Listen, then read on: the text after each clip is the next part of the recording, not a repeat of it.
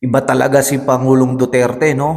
Grabe yung ano niya, yung tapang niya lalo sa mga kapulisan.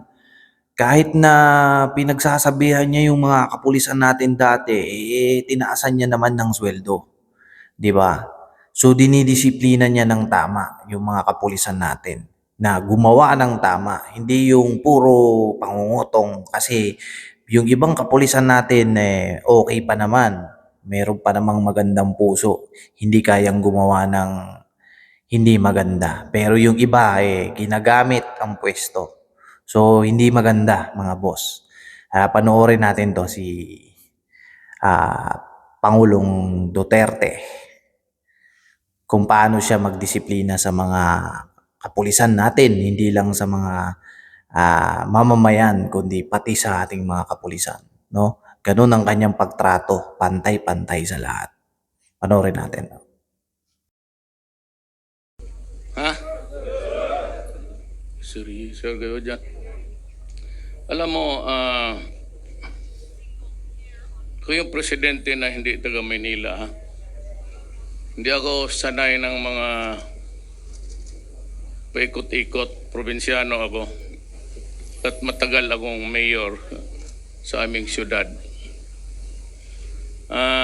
Kilala ko kayo. Laking pulis ako. Ayaw ko na lang magyabang kung bakit, pero laking pulis ako. Tatay ko noon gobernador. Ako na mayor at tagal. Alam ko kayo diretso-diretso. Alam mo, kayo pumasok, sa isip siguro ninyo, paging pulis, pag may baril, may badge, yun na yun. At naghahanap ng hanap buhay, dagdag sa sahod ninyo. Alam ko na ang sahod ninyo maliit.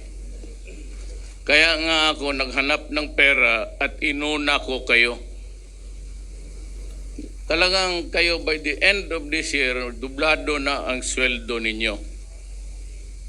Kaya naman, meron talagang mga kagaya ninyong mga na ugok, na hindi kayo na gusto niyo mas habang pulis kayo, mas marami.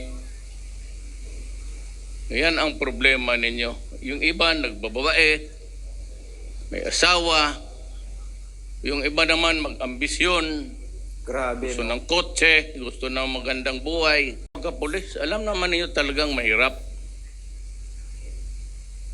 Mahirap talaga ang pulis. Entry fee ninyo lang.